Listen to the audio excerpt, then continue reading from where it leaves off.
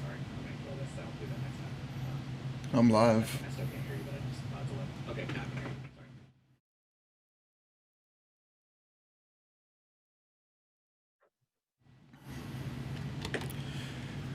Good morning, everybody. We are back for another episode of Grant Teach Me Something, my favorite show of all time. For those of you that are new to Grant Teach Me Something, Grant has been on over 1,500 HUDs, most of them wrapping around subject to matter, subject to wraps, and those types of deals. Grant is an absolute superstar in this arena, and today he's going to be talking about how he analyzes subject to deals for profit. For somebody that's done this many deals, he's brought it down to a science of some very key things that he's going to look for anytime a subject to deal hits his table for him to decide whether or not it's a go or no go situation. So for those of you that are interested in figuring out the numbers, looking at how to break one of these types of deals down, this is the show for you. Grant, how are you doing this Wednesday? Man, I am doing fantastically well. I'm really enjoying life right now. You know, God is good. We've got a beautiful morning this morning. I went out to the driving range and hit some balls, and things are good. So, but now I am pumped to be back in time, showered up, and ready to show you guys how to analyze some of these deals. Because, like Daniel, what you just said a second ago, it's really tough. You know, when you're looking at a cash deals are easy. Right? Like a cash deal, and when I say cash deal, I mean you're acquiring for all cash. So you might be wholesaling the property, you might be flipping the property, you might be whatever. But if you get it for 75 cents or 70 cents or below, you're probably all right. But the problem is when you start looking at creative financing, look, I can buy, and I have bought, and I have made tons of money on properties that I bought at 100 and 105% of their actual ARV. But there's still room to make if you have creative strategy to go behind it. So the question becomes, all right, Grant, sure, we can buy houses at 100%, but freaking how, right? Like you can't just buy a house at 100% and assume that it's going to go okay. So after having done hundreds and hundreds of these deals and been involved with hundreds and hundreds of more, right? Like when we say I've been on 1,500 HUDs, my name has been on over 1,500 HUDs. I've helped a lot of people with a lot of deals through the ages, right, of whatever, however long I've been around. And how can you boil this down into a really simple, basically 4-question analysis that if it doesn't fit your normal 75 cents on the dollar, it's still going to make you money if it works on these things. So Daniel, would you mind taking a second and explaining to us what I mean when I say the 75 cents on the dollar? What does that mean? All right, so a tried and true. Wrong. There we go. There we go. There we go. Trying to learn my switcher today. So a tried and true method that has kept real estate investors safe for the ages is purchasing properties at what they call the golden rule of 70 cents, 70%. And what that means is if 70% of the after repaired value, if the home is going to be worth an easy number, let's just call it $100,000, all fixed up, everything perfectly good to go on this house is worth $100,000. The rule of thumb that is used is 70% of that value all in keeps you safe. So that would mean I would never want to buy that house for more than $70,000 minus all of the repairs. So if I have an estimated $25,000 in repair, I would never want to buy that house more than $45,000. And that's a very common rule that we hear as real estate investors, the 70% rule. Some people modify that and say, you know what, I'll do 75 cents. Some people say I'll do 78 cents. It really just keeps you safe whenever you buy at those margins. You need about a 30% discount off of a property, including all repairs, to keep you safe. I hope I did you justice Absolutely. there, Grant. Yeah. Oh, I'm sorry. Can you say that again? I said I hope I did you some justice there, Grant. Yeah, no, absolutely. That's exactly what I'm looking for. So here's the core of what we're looking at, okay? When you're analyzing a deal, I want to point out something to you that you're going to use on any analysis, whether it's this deal analysis or a cash deal analysis or anything like that. And guys, I would like for you guys to comment and interact with us so that we can, you know, if we're moving too fast or too slow, let me know and I'll answer things for you. I would also today, if you hear me say something that's particularly like eye-opening, or you're like, ooh, that's good, I'm going to work that in. Drop the timestamp in there. What time is it? So I can know the things that y'all are getting the most value out of and work those into future episodes as well. So when you are analyzing a deal and any percentage, we're talking about 70%, we're talking about 75%, we're talking about 100%, right? You can buy a house at 100% of its value with creative financing, but any percentage is a reflection of risk when you're in the financial world or the real estate world, I should say, right? Every percentage. Why is it that Daniel might get a better interest rate than I'm going to get on a loan? Well, it might be because that lender views Daniel as a lower risk than me, right? Why might you get a better percentage on something than me? Maybe you are perceived as a lower risk than me, right? So that is a reflection of risk. Now, similarly, we have the benefit of people in 2020 that we've had so many cash investors come before us who have really figured out that at the end of the day, if you buy at 70 cents on the dollar, if you buy at a max of 75, right? 70 is really where you want to be. A lot of people are at 75. Some people go up to 80, 82. But if you buy at that price range, your worst case scenario should be that you break even with cash, okay? That's really the core of deal analysis, is that in your worst case scenario, you should still be breaking even, possibly making something. Because comment here, if you are watching this episode right now, comment for me. Have you ever torn down a wall and found termites in it and it cost you a little bit more money? Have you ever thought that a house would sell in 60 days, but it took 120, right?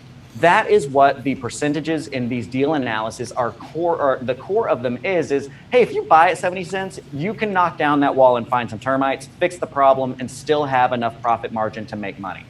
But if I'm never had telling you, that hey, happen if you're to me. buying a house at I'm sorry, go ahead. I'm saying I've never had that happen to me. I'm a superstar. I've never messed up on a deal, ever. Every deal I've ever done turned into pure gold. Never got something that you didn't expect, right? Never. Like, always Never. been entirely expected. Everything went ahead of schedule. Yeah, no, I mean, that's part of the business. The info marketers and the liars will tell you, it's easy. You just got to dude, you're going to run into issues. It's going to happen. So account for that. Now, I've stood up here for years and been like, yeah, you can buy at 100% of the value with your when you're buying sub-2, but that doesn't just mean that if it's a crappy wholesale deal, that it's a good owner finance deal. So what are the questions that you need to ask yourself? And this is what we're going to go over today. We're going to go over these 4 questions. We're going to go over what I call the 2 times cash rule. We're going to go over the 82% rule.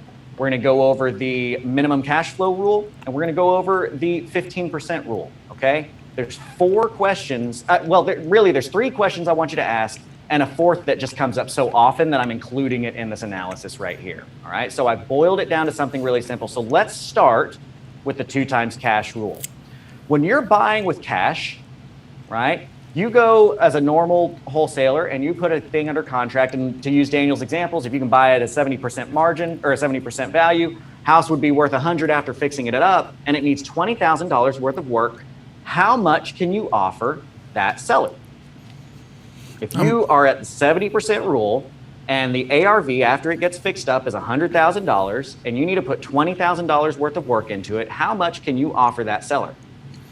Can I take a wild guess? Comment on here, right? Go for it, Daniel. How much can you offer the seller? If I take a wild guess and you're saying I have to 70% of $100,000, which means I couldn't pay more than $70,000 for it, and I need $20,000 in repairs, that's going to leave me right there at that $50,000 mark if my simple math works. That's right. So you're going to offer $50,000, but you are all cash. You're in at $70,000. Now let's flip this model on its head. Let's say that this person owes $60,000. Okay. If you have a $60,000 debt on that property, is your seller going to be able to offer or to accept a $50,000 offer? Not unless they want to bring $10,000 to the table. Right, exactly. Anybody, if you're watching here, have you ever gotten a seller to bring money to the table to close? I know one guy who he got a seller to bring $20,000 to the table to sell him the house. But most of the time, they're not talking to you if they've got that kind of cash, and so they're not going to be able to bring this to the table. They're not going to bring $20 or $10,000 to the table. So now you're left stuck. And what most people watching this and most people in America are going to do is say, "Well, that deal doesn't work. That's too bad. That really sucks. I wanted to buy that deal, and it's on in the next one." That deal becomes trash. How much marketing did you spend to talk to that person? We need to capitalize on that deal, so you need to have more tools in your tool belt. And the one that you could use here would be subject to. So let's say I'm going to start drawing some things out because we're going to get numbers heavy on this, right? I had one of my acquisitions agents bring me a deal last night, and they said, "Hey, I've got this situation, and we just found out that there's a loan for these solar panels for $25,000. Does that kill the deal?" And my response was, if you're was that numbers questions can't be answered without the numbers, right?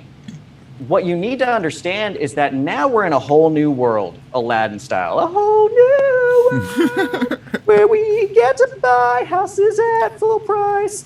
And this is like the original Aladdin, not the Aladdin that just came out where it's basically has a song from Frozen thrown into the middle of it, but maybe that's just me because I have a toddler and I watch too many Aladdins. So what we're looking at here is we want to buy this house whose ARV is 100 grand. That means that we're going to sell it for $100,000 when all is done. Now, what I like to do is I like to put money in green and money out in red because I really want you guys to be thinking about these deals as money in versus money out. I think that that's one of, if I had to put a foundational rule to these rules, that's the biggest thing about it with your brain. Your bank account goes up because money enters it and hopefully less money leaves it, right? So I really want you to be thinking about money in versus money out, which most people don't actually think of it that way. So this is kind of a side note that's going to help you through if you've watched that series.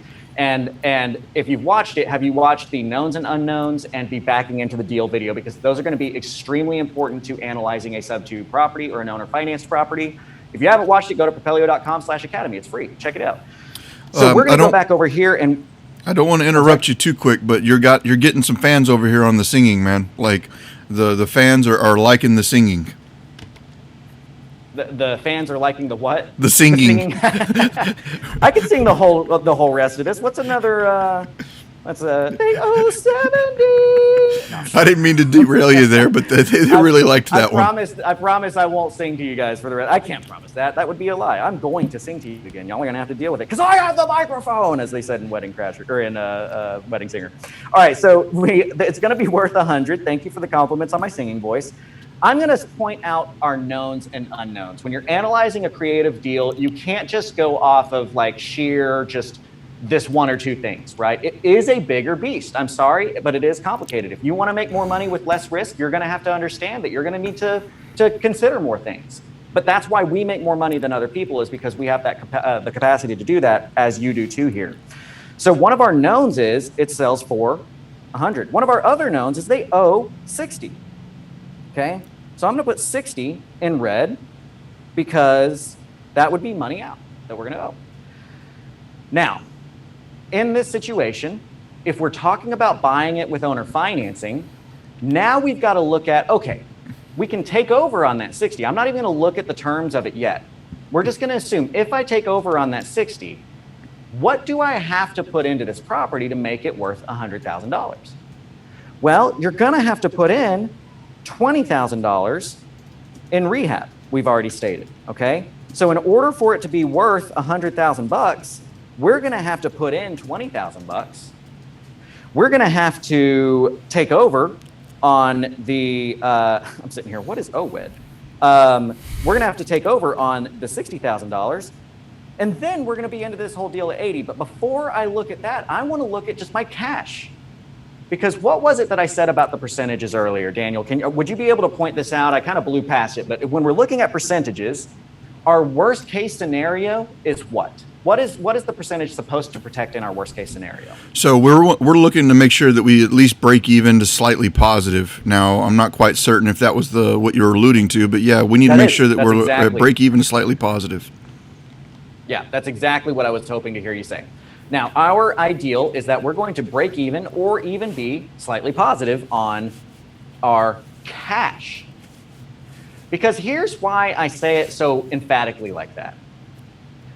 If you are in this deal for zero and you lose the deal, you don't lose money. You lose a possible income stream, which does suck, but that doesn't damage your bank account, so it matters less. What we want to avoid is you damaging your bank account. So we're only looking at the cash that you're putting into this deal. Where in this example, we've put in $20,000 on rehab. So here's the quick rule of thumb, and I'm going to explain why I have it here, okay? So I'm going to put this over here as our rule of thumb list. Number one is 2 times cash. What I want you to do is I want to look at all of the cash that you will have put into this deal at the moment in which you have closed on the acquisition, including rehab. Even though you haven't started the rehab yet, I want you to include that dollar amount, okay? The reason why I'm being specific about that is if we look at this example, we said that they owed 60, right? They owed 60 to Wells Fargo, but what if they also are behind on payments by $5,000? That would count, because in order for you to buy this house, you're going to have to put $5,000 of cash on the line. In order for you to buy this house and sell it, you're going to have to put $20,000 of cash on the line. So we want to make sure that even in your worst case scenario, you get that money back. That's the most important part of investing, is that you don't lose. The next most important part of investing is that you do gain. You know what I mean? But we've got to make sure you always don't lose. So I'm going to take this number. I'm boiling this down to make it easy right now. We're going to pretend that there's no cash to the seller. We're going to pretend that there's no arrearages you have to catch up. And I'm just going to state again, whatever cash you have in the deal, including rehab, at the moment you acquire the property, I want you to take that cash. I want you to multiply it by 2 and see what that number is. Okay? This is my 2 times cash rule. Now, in this particular scenario that I'm keeping intentionally simple for you, I'm saying the only cash we've got to put in this rehab is we would put in 20. 2 times that means that we've got $40,000 worth of money in the 2 times cash rule. And I want you to have at least that dollar amount in equity the day after closing. I'm going to say that again, and then I'm going to explain it because it's a big concept, okay?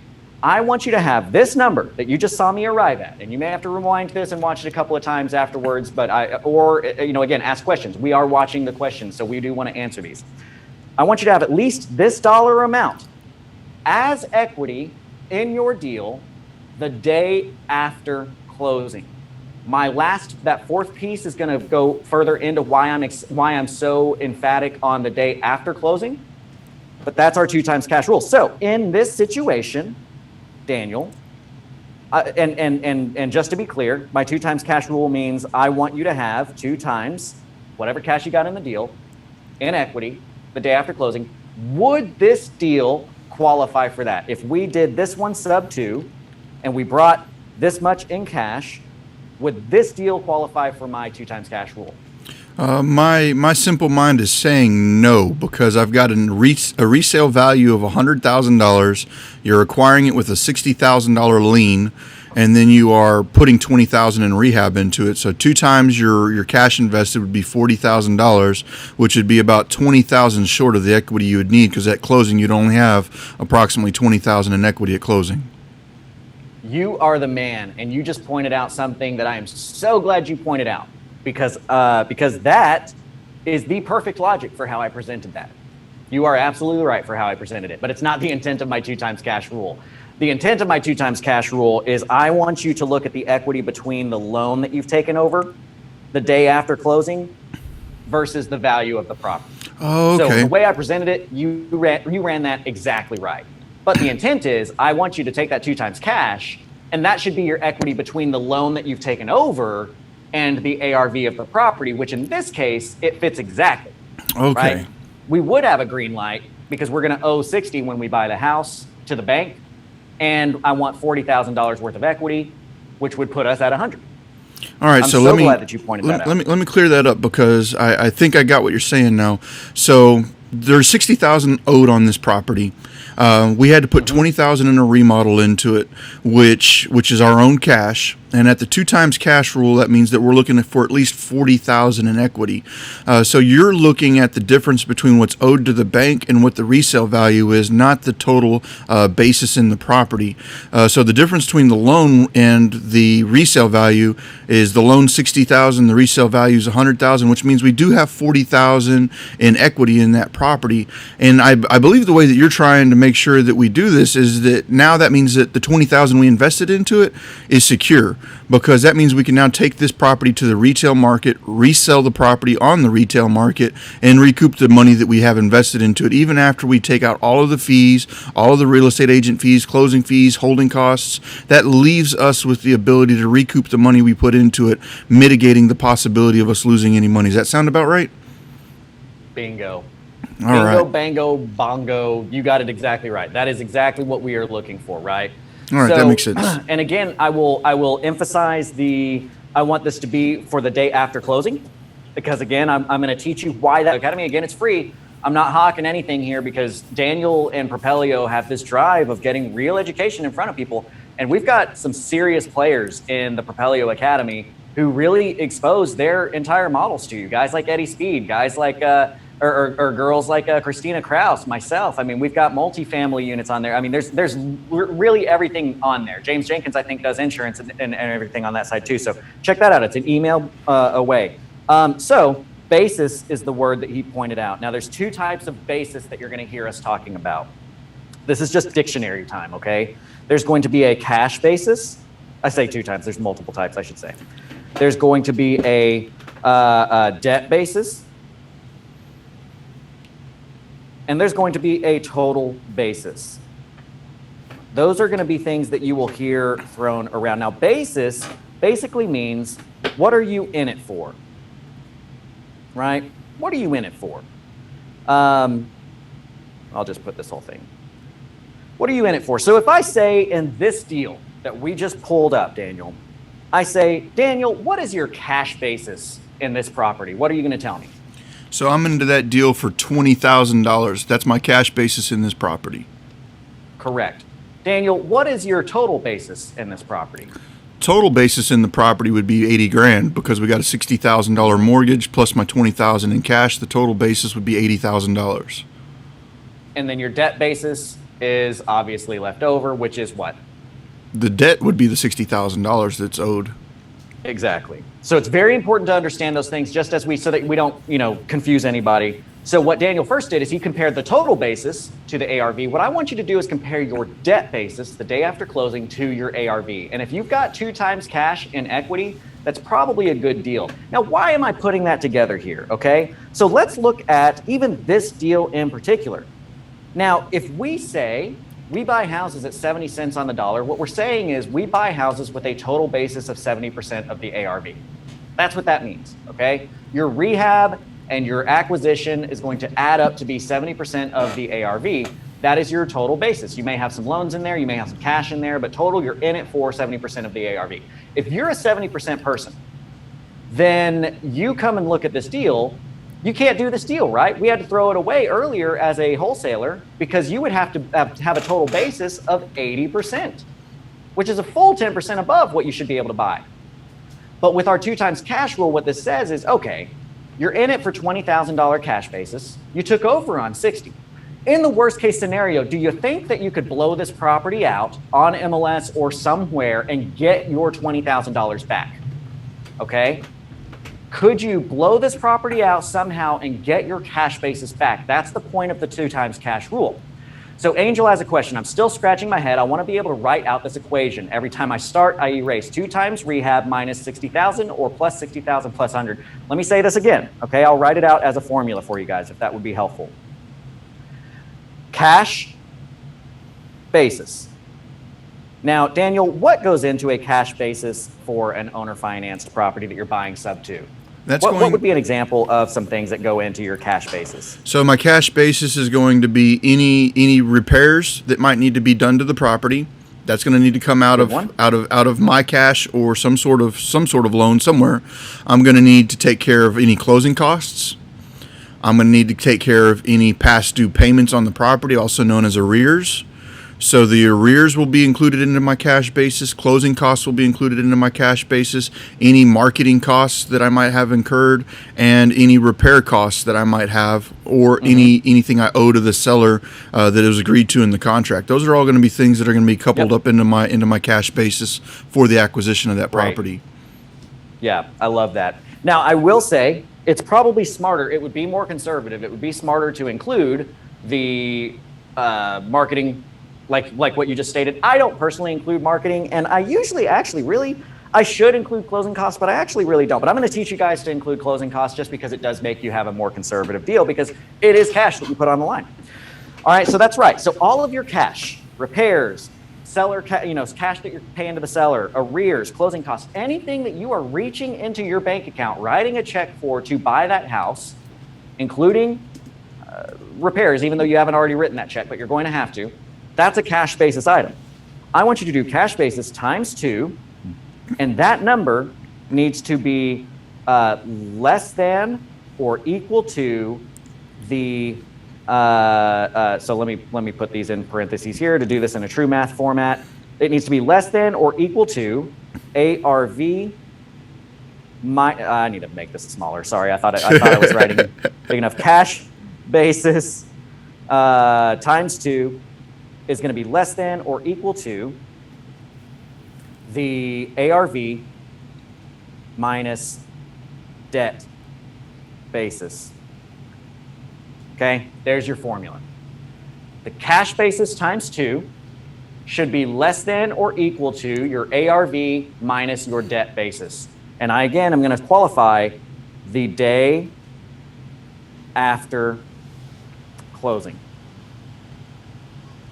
on the acquisition. That's your formula right there. So if we are looking at this deal, we hit our 2 times cash rule, which typically means that I don't need to ask myself the next 2 or 3 questions. That's why I start with 2 times cash. I start with 2 times cash because that is an indication that this deal is good enough, right? I will probably hit the other ones. I may or may not.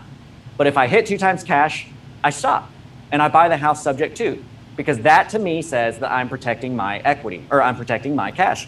Here's the other extreme of this. So I tell you guys, right? Hey, you can close on houses at 100% of their value. So, Daniel, let me ask you this. How much cash can you put into a subject to acquisition if you are buying that house at 100% of its value? So if I'm buying a property, assuming the 2 times cash rule. So assuming the 2 times cash rule, if we're going to go acquire a property at 100% of its value, there is no potential equity in that deal at closing, which tells me that I should enter into that deal with absolutely none of my own money into that deal at all. So that right there should cover my 2 times cash rule, because if I have 0 into the deal and I close on it, at closing I have 2 times my money into it, which is 0. Because if you have no money in a deal, it's really hard to lose money. Yep, you're absolutely right. The bingo, bango, bongo. That's let me cash clarify that though. So what you're telling me, I'm going to clarify that though. So what you're telling me though is if I get a free house, that my risk is very minimal, and I should go ahead and do that deal. Almost always, right? Almost always, At the okay. very minimum. Here's what I'm going to say. The 2 times cash rule does not necessarily mean you close the deal. It does mean that you contract the deal. Okay. Does that help clarify? All right, so doing your due diligence, if you're knowing that you're going to have to put some money into this deal, you're always going to make sure that you've got at least 2 times that in equity at the end of the deal, or at the day after closing, to make sure that that's kind of your go no go switch right there. Is all right. You know what? Absolutely. I got a hold of this property. I know I need to put $20,000 in it. I need at least $40,000 spread between my liens and the ARV by the time I'm done with this. Mm-hmm. And then, so now that you've contracted, you've got a fairly good idea that this deal's going to work, because your best friend Grant has told you, hey, I've seen a ton of these deals go through. I've seen thousands of sub2 and owner finances. This is my system, by the way. Like, I developed this for you because I had enough people asking me how to analyze sub2s. And I'll tell you the honest truth of those of us in the nation that do this on a large scale. Nobody really had a system behind it. Everybody was just like, well, you look at it, you analyze the numbers, right? And so I was like, well, what makes us say yes or no? So the 2 times cash thing, right? If you are 0 cash basis, what are you risking to do that deal? What does it hurt to do that deal? If you get into that deal and it goes south, what have you lost, right? So if our most important rule of investing is don't lose money, and our second most important rule is do make money, then we're paying attention to number 1, and we're don't losing money on this, right? So that's why this is important, because I've bought, again, houses at 100, 105% of value and made tens of thousands of dollars on them because I didn't have any money in the deal. It was worth the risk, right? We go back to the percentage thing. Percentages are a reflection of risk. Well, if your risk is reflected by how much cash do I stand to lose, and you've got 0 cash in the deal, then you have no risk, and you've got an infinite return on that deal. What is your ROI on 0 investment when you make $30,000 on it? It's infinite, right? So the other extreme here, so Daniel answered exactly right. You can buy a house at 100% if you don't have money in it. But here's another thing that you guys are probably going to run into a lot over the next 4 or 5 years, if not even more. you're going to run into a deal where somebody comes to you and they owe, and I'm going to use, again, I always use $100,000 because it's easy to use the percentages on that. They're going to owe $96,000 on a house that is worth $100,000. Oops, I should do that green, sorry. Okay, so Daniel, how much money? Actually, you know what? No, I want to make our viewers, now we're on a fairly large delay. I want to make you guys tell me on this deal right here, comment how much cash can what is your cash basis dollar that I will allow you to have at closing, including any rehab, on this deal right here. Comment on that because we want to see the answer. And I'm going to move on, and then we're going to come back once these answers start rolling through because we're on a several minute delay here. Okay, so how much cash can we put in? Ika, I'm going to be looking at our sheet. If you could just kind of set that as a separate question for us, and maybe at the top above the comments or something, and that way we can see when people start giving us answers and address that. I see where you're putting the question here. Okay, so that is where this really starts to come into play with sub2, because sub2 allows you to do these low equity deals. And I've had too many people come to me with crap deals. How many wholesalers out there, how many people have had them approached or have been approached? I see Tang was watching in a little bit ago. I wonder if Tang, are you still around? Tang, have you ever had somebody approach you with a deal and they say, hey man, I've got a great owner financing deal. And you're like, that's awesome. What makes it a great owner financing deal? And they're like, it's a crappy cash deal, right? Like I get that all the time. Daniel, have you ever had somebody approach you with that? I could open up my inbox right now and find probably 100 of them. Because what people have heard when we talk about owner financing is that if it's a crappy cash deal, then it's a good owner financing deal. That's not the case, okay? There's crappy owner financed deals. So I do see Clearstone Property Management coming in. Woohoo! First answer I see coming in is the correct answer, $2,000. $2,000 is what you can put into this particular deal, because if you have equity between these two numbers, the owed number and the ARV of $4,000, okay? So I showed you a second ago, hey, I know how much cash I need to put into the deal. Can I do this deal? Now I'm showing you, hey, I know the numbers of the ARV and the loan. How much cash can I put into the deal? See, we're doing this inside and out. So it's an opposite way of looking at things. This situation happens a lot, right? Hey, it's $96,000 that's owed. I know it's worth $100,000. So then my question goes, can I do this deal for under $2,000 in cash? Now my entire, I'm walking the property or I'm looking at the pictures. Now I'm not looking at doing little stuff that doesn't have to be done. I'm looking at, okay, what do I have to do in rehab? Can I fit it under $2,000 and still get 100 out of it? You see what I'm saying? This hopefully is a light bulb moment for you guys. If you guys are learning something from this and enjoying this, again, I encourage you guys, drop time signatures in there if you like something that you're hearing that's helping you, because I want to know that does. So we've got a $4,000 equity position. We need to divide that by 2, and that is going to equal our 2 times cash number. Can I jump in here though? And I don't want to derail this. So if I am derailing this, please put me on pause here.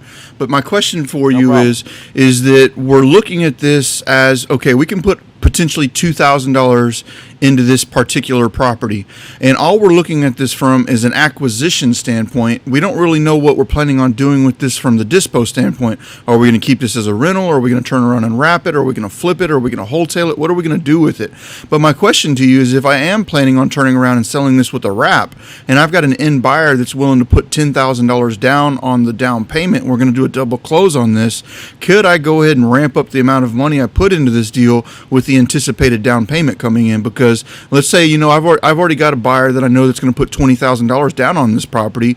Am I still going to be worried about that $2,000 that I've got into it? Because at the end, I'm still a net positive, with $18,000 of potential income coming in at the closing. Yeah, man, that's a great. I don't know if I derailed you question there, but I got that question for you. No, you didn't. That actually leads into these other 2 questions. So it was a perfect leeway, right? So just real quickly, for those somebody asked for a formula earlier. These are the 2 formulas for your 2 times cash rule. Okay, this is the first way you look at an owner finance deal. This is not saying if you don't make these rules, you don't do the deal. What this is saying is if you hit this rule, you should do the deal. Okay. you should be able to do the deal. I'll put it that way. Don't go do a deal and, always do your own due diligence. We are here for entertainment purposes only, blah, blah, blah. Lawyer. So again, just to clarify that, this doesn't say don't do the deal if this doesn't work. It is to say you should be able to do the deal and make money if this works. Now, to Daniel's point, that is a phenomenal point. I am a big fan of, look, there's two options here. One option is you go to a deal that you don't think you can make money on, so you don't contract it. How much money do you make on that deal, Daniel? You could possibly make 0. You have the possibility, your upside of that scenario is $0. You go to an appointment, you talk to a seller, you don't think it's going to work for you, so you don't contract it. Your upside on that is a possibility of a maximum of $0 profit. The other option is you go to a deal, you think there might be a way to make money on it, so you contract it and you disclose to your seller, look, hey man, this is a tough one. You're in a tough spot. You're lucky I'm here. I think I can help you with this, but it's not a guarantee. I'm going to contract this, and I'm not sure I'm going to be able to close it, but I'm your best bet. I've had that conversation with a lot of people because if it's a crap deal, if I think it's a crap deal, that means no one else can buy it, right? So I'm just going to be honest with them. Like, look, if somebody can do this for you, it's going to be me, but it's going to be tough, so don't expect me to go to closing. And I've only had to cancel a few of those in the past, but it's all about disclosure. Now, I will tell you, my team, we get every one of our acquisitions is done on a 90-day option period. Every contract that we do as a 90-day option period. Just ran our numbers. I think we've done 49 deals this year so far in the first 6 months, and which is good because we're only spending like $6,000 or $7,000 every 6 weeks in marketing, right? We're barely spending because we're focusing on the build. Anyway, that doesn't really matter. What matters is every one of those contracts and the contracts that did fall out were done on a 90-day option period. So don't let your brain get in the way of possibilities. People think, well, option periods are 10 days. That's because you're presenting it as 10 days. Our option period is 90.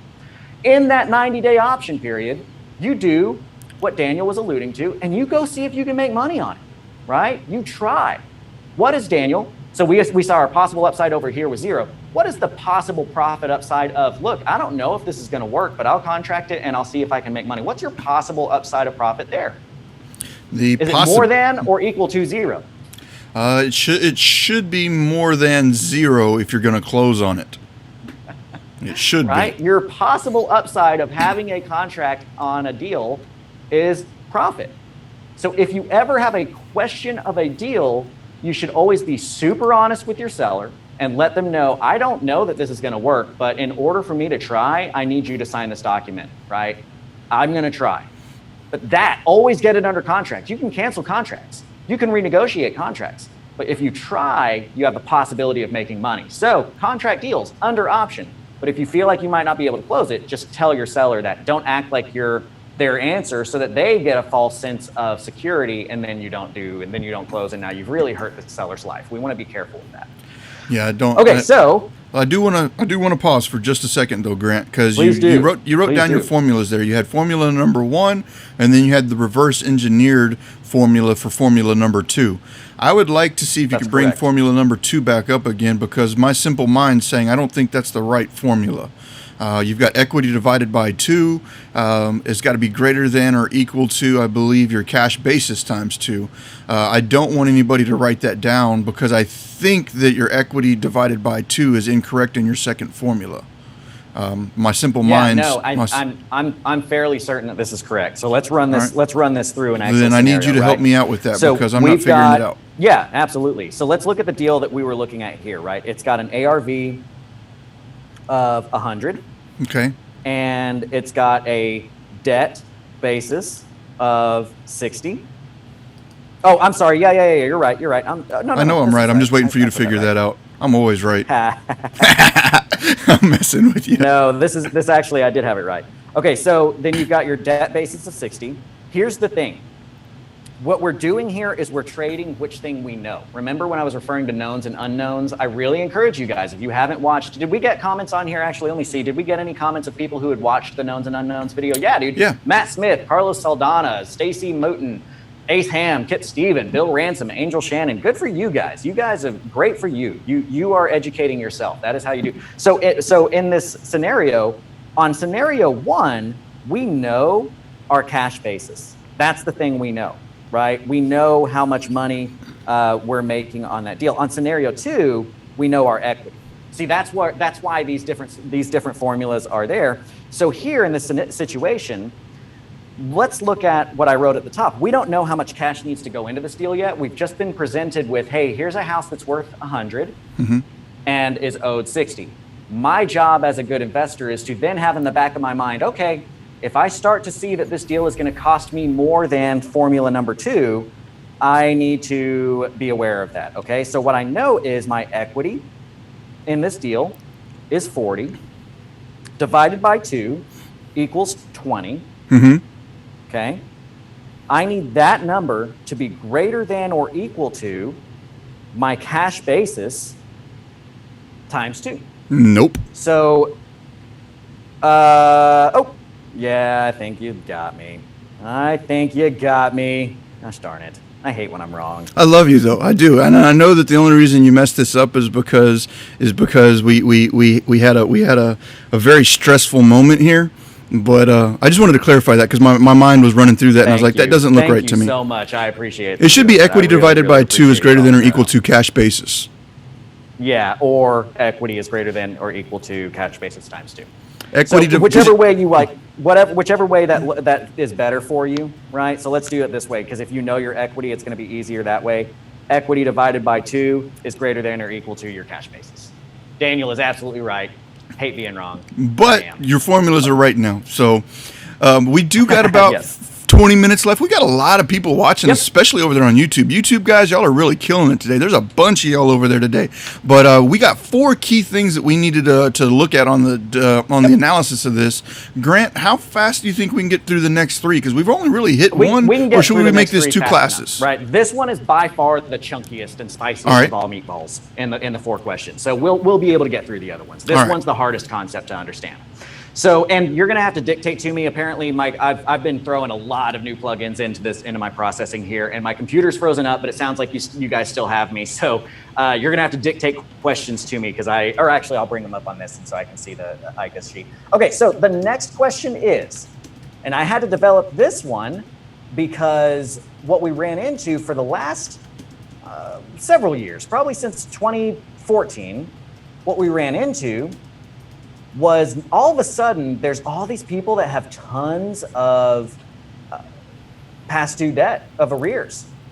We started seeing people, whereas the average arrears that I was having to deal with from like 2011 to 2014 or 15 added up to be about $6,000. Well, all of a sudden when we started getting to 2014, 2015, all of a sudden I'm starting to see people that have $30,000 in arrears, $40,000 on arrears on a house that's worth $150 or $200, right? That's a super difficult pill to swallow. So here's the deal. I had to think of, okay, how can that still make sense? It's obviously too much to ask if you've got a $35,000 back payment due on a house that's worth $100,000. Oops. I lost Grant for a second. Everybody, if y'all can still hear me, please let me know, but I appear to have lost Grant just now. I'm going to see if I can get him to come back in here in just a second. But while I'm waiting to see what's going on with Grant, I've got a lot of people coming in and asking questions, both on YouTube and on Facebook. I'm going to give it a moment to see if I can get Grant back in.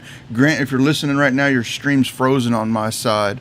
But I had Joshua Logan ask, where else can I watch this? So for those of you that do not know, you can see these streams available to you both on YouTube. Just search for the Propelio channel on YouTube. And on Facebook, you can go search for Propelio Real Estate Investor Tools. And you can find that available to you on Facebook. And for anybody it's a Facebook group, so join the Facebook group Propelio.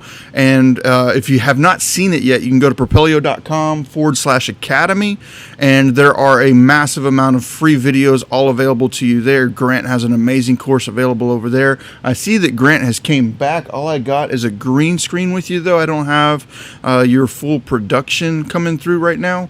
You want to try saying something, see if I can hear you, Grant?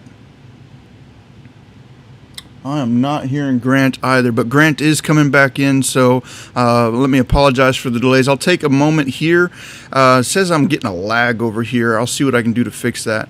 But, okay, so for all of you that do not know, I'm going to take this opportunity to talk about Propelio.com. If you've never seen Propelio.com, go check it out. It is an absolute must-have tool for your real estate investing business. If you've ever needed to research data on properties, figure out comparable sales, figure out your MLS comps, you need to figure out what your ARV is, Propelio.com can help you out with that. If you're needing build lists of properties just like this to go out there and try and find, let's say your sub-2 deals or your wholesale deals, Propelio.com is an excellent place to do that.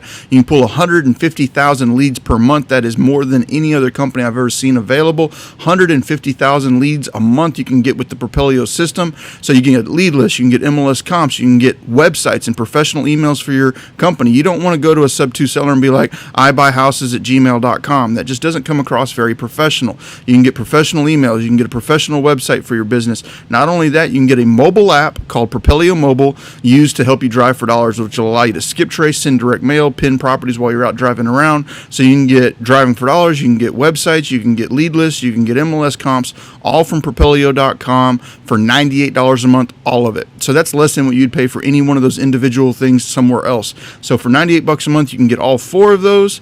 And not only that, we are offering a 14-day free trial, no credit card needed. So if you're new to the business and you just want to go check it out, you don't even need a credit card. Try it out for 14 days, and that'll give you a strong understanding of how the system works. So when you do need it, you already know how to use it. You back, Grant? I am. Yeah, I'm really sorry about that. I don't know what really happened on that. All right, but, Grant is back. I appreciate you hanging out there with me, guys, for a second there. All right, that's the fun of the pandemic newness of these streams, right? We're doing different things. All right, so I'm going to jump right back into where we were. So if you've got a house whose ARV is $100,000, it is unreasonable to expect that you're going to hit that 2 times cash rule when you have a $35,000 arrearage or a back payment. So how do we still find a deal that works in there? Well, the next rule that I want you guys to think about is going to be, let me get to the rule so I can write this out for you. The next rule that I want you to put in is your 82% rule. At this point in time, the rule that I want you to look at is, okay, they're behind on payments by 35 grand. I've got to put in $5,000 worth of repairs. So my cash basis is going to be 40. It's unreasonable for me to expect $80,000 worth of equity on this deal because it's only worth 100. But if my total basis, let me see, 82, I'll write the formulas. Actually, this would be good for you. So here's what we're going to do is this formula was 2 times cash. This formula is going to be the 82%. And this one is just simply, I want your total basis to be less than or equal to 82% of the ARV. Okay?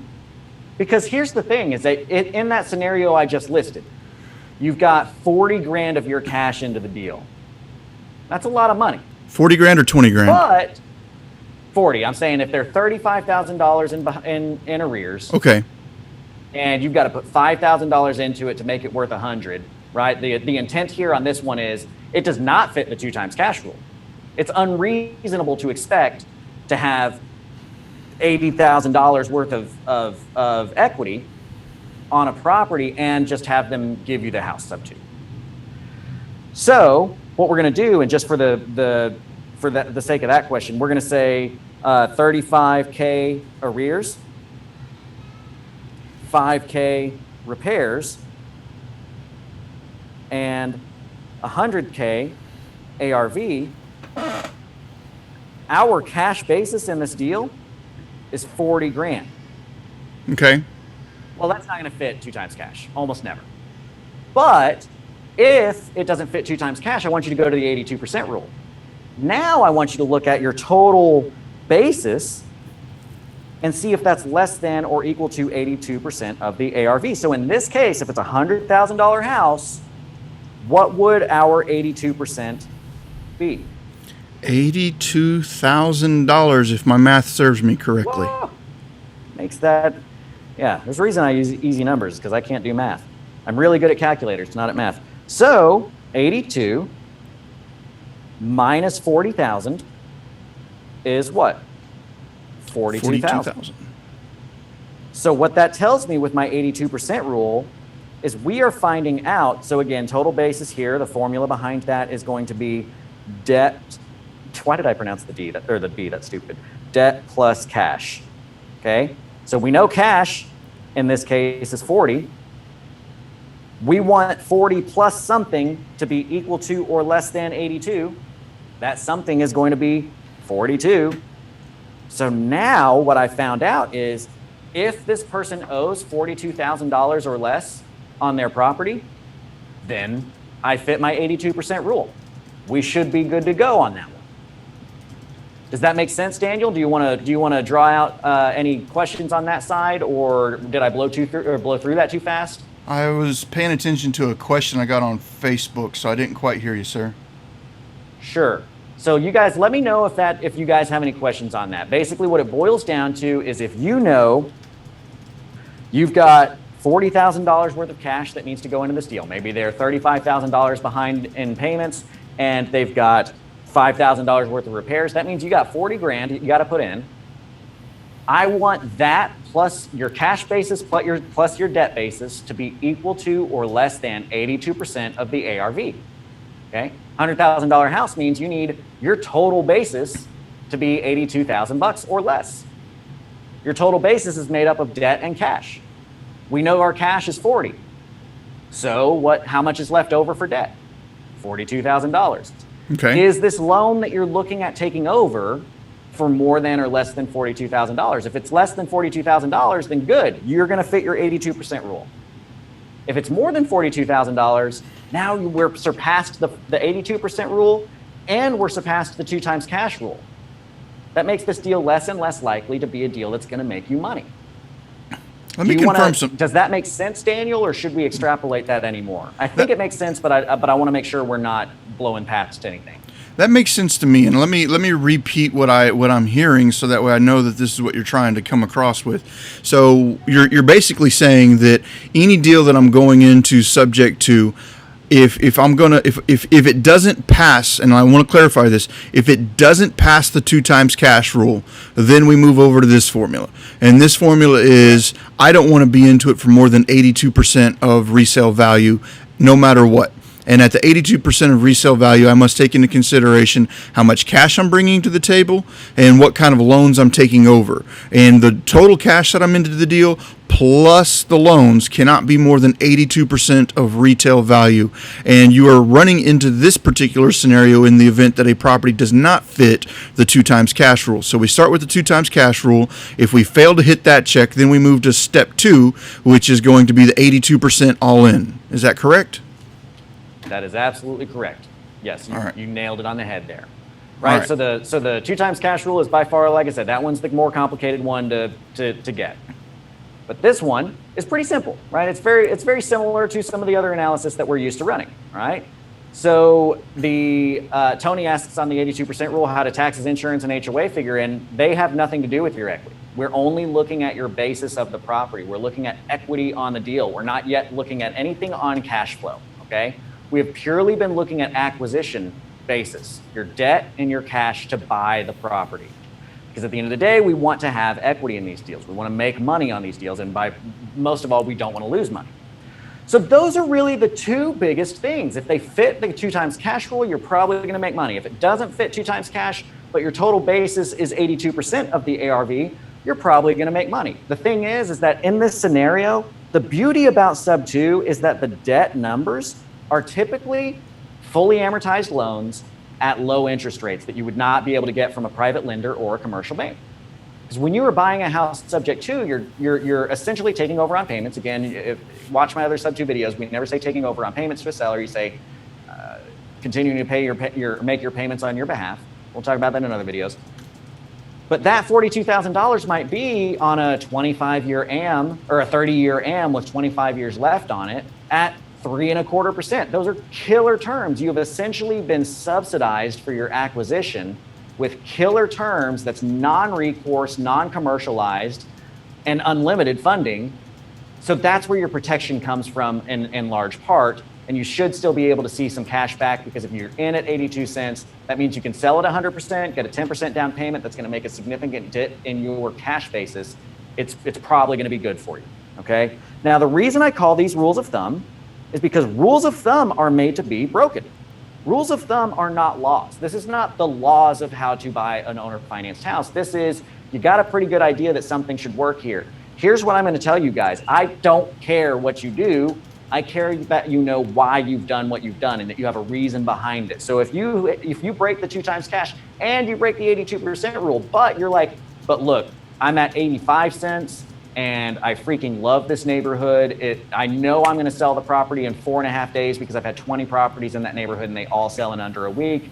It's less of a risk. I'm willing to do the deal. Do the deal. I'm not saying don't do the deals. I'm saying these are really good guidelines to help you understand if it's a good deal. So we've got those first two, the 2 times cash and the 82%. Then there's these two those are really like the two rules that you need to think about in the analysis. Then there's these two kind of questions of guidelines within your deal. One of the questions is going to be, what's your minimum cash flow?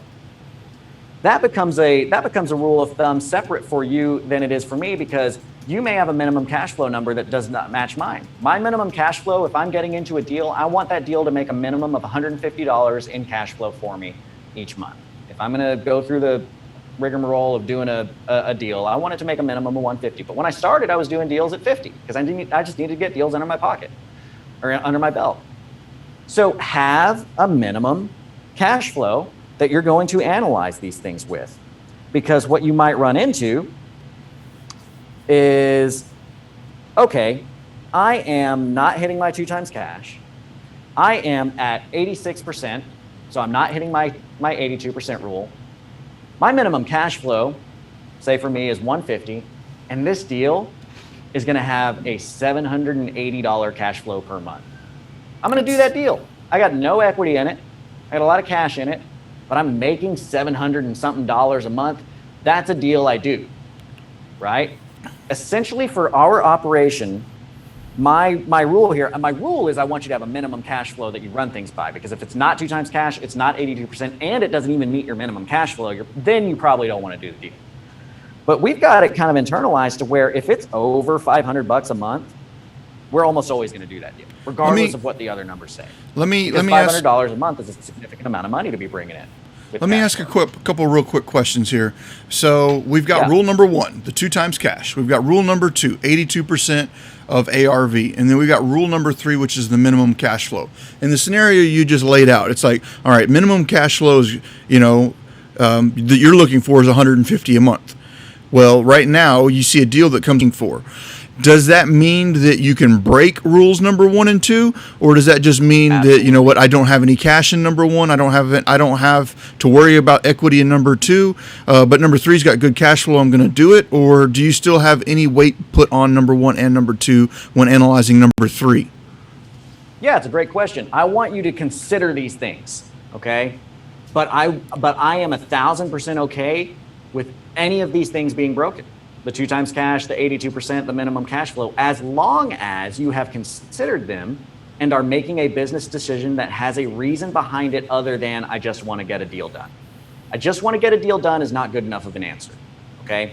But if you answer me and you say, look, I don't have 2 times cash, I'm in at 90% of the ARV, but I know the area really well, I feel like it's a very low risk investment for me, and I'm taking over on a loan that only has 8 years left on it, and my cash flow is $500, and then in 8 years my cash flow is going to be $1,200, right?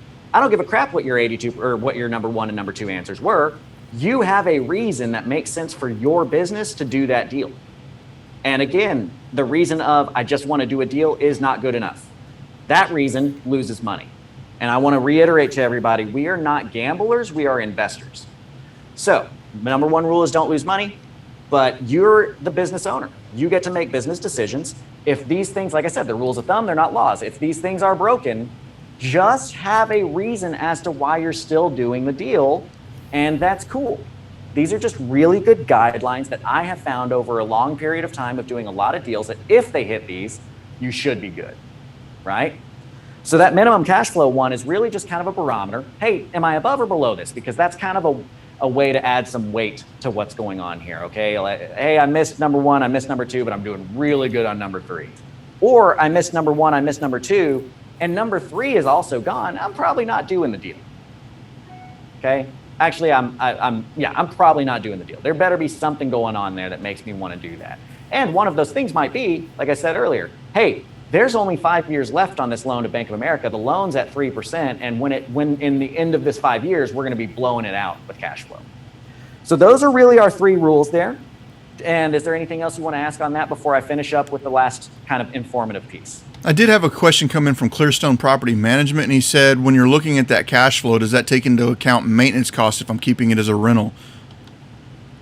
Yeah, if you're going to keep it as a rental, my main suggestion is to go ahead and make sure that you get a notarized document drafted from an attorney and all that kind of stuff. Like get a notarized document, get some witnesses in front of you that, a psych evaluation, somebody that can sign off and say that you're actually not crazy, right? So that when you start trying to do stuff later, that your family won't point to you and say like, nah, he's clearly insane. Look, he wants to be a landlord. Right? So first of all, make sure that your family knows you're not actually crazy. But second of all, I joke, right? Landlording. It is what it is. Anyway. Yes. All right. This is the big problem with landlording is that people have questions about stuff like that, right?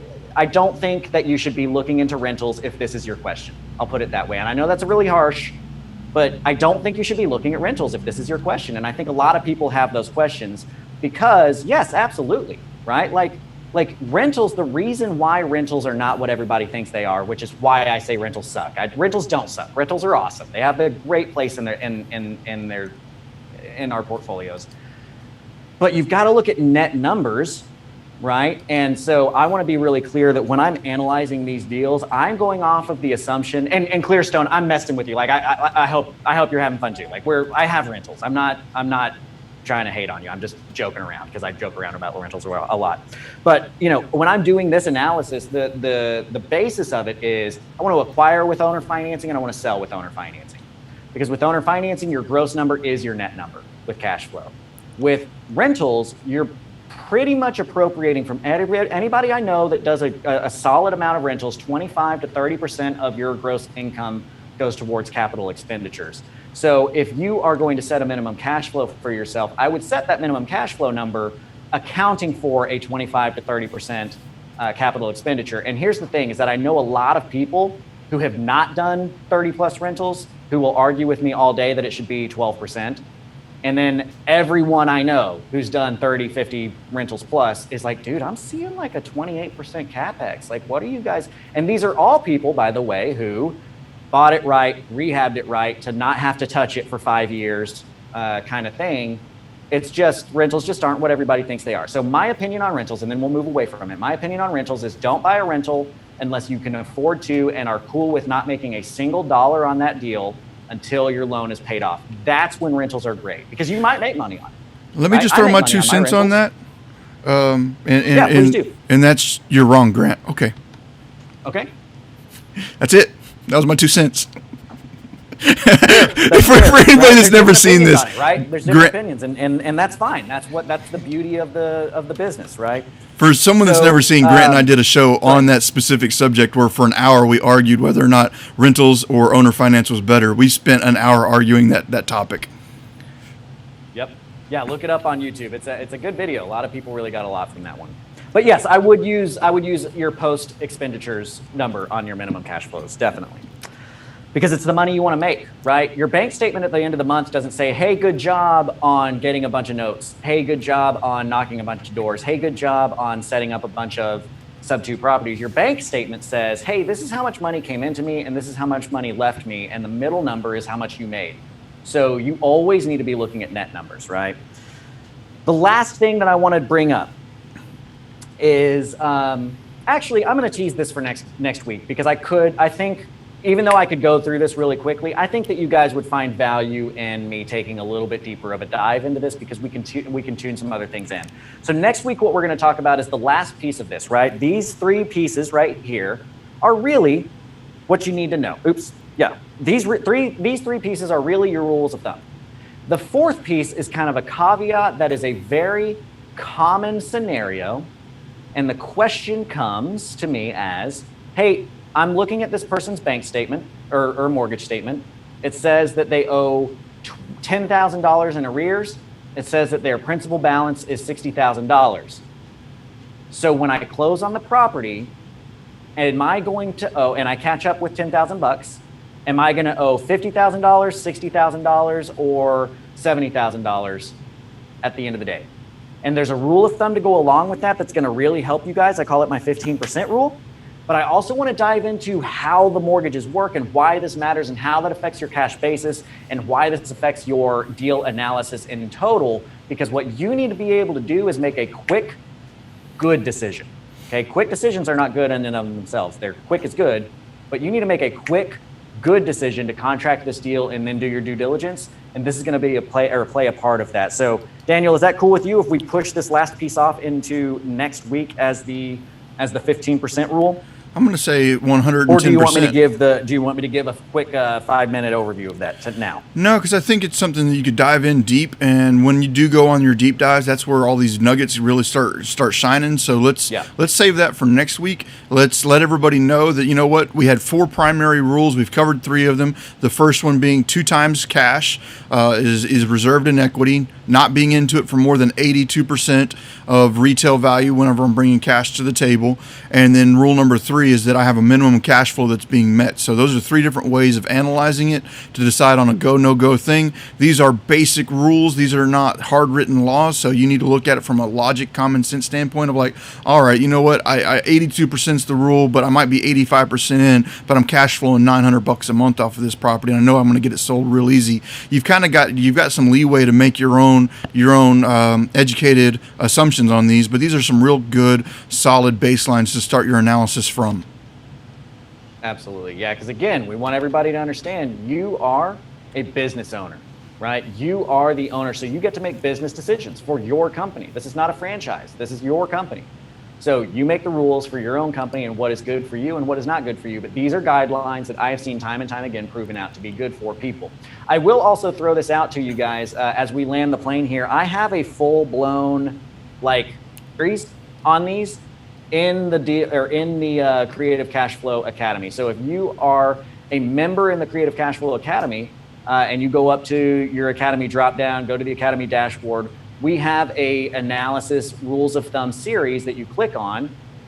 There's the negotiations masterclass, but then rules of thumb right here. And it goes through not just the introduction of what are these, but it also has a full-blown video for each one of these rules that's going to help you guys understand in full context because we dive into a full lesson on each rule. So if you're interested in that, check out creativecashflow.com. I am doing 50% off during the pandemic because I know people this is the time for you to get in and learn how to do better, right? How to come out of it on the other side as a good business. So if you put in hashtag COVID50, that will get you 50% off of the Seller Financing Essentials.